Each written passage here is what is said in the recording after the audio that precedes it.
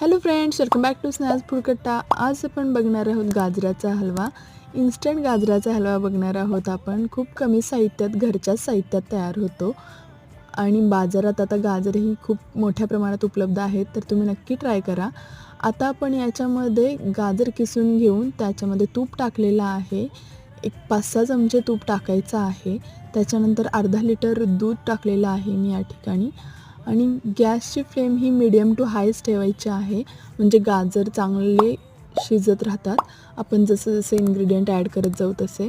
दूध टाकल्यानंतर त्याचा कलर थोडासा कमी होतो गाजराचा, शिजत जातात ते त्याच्यामुळे, म्हणून मी थोडा जो पिंक कलर असतो तो ॲड केलेला आहे खाण्याचा। तुम्ही नाही केला टाकला तो तरी चालेल। आणि याच्यामध्ये आता दूध आटलं म्हणजे चांगलं शिजलं की त्याच्यामध्ये आपण वेलची पूड, किसलेले ड्रायफ्रूट टाकणार आहोत। व्हिडिओ आवडला असेल तर लाईक, शेअर आणि सबस्क्राईब। थँक्यू।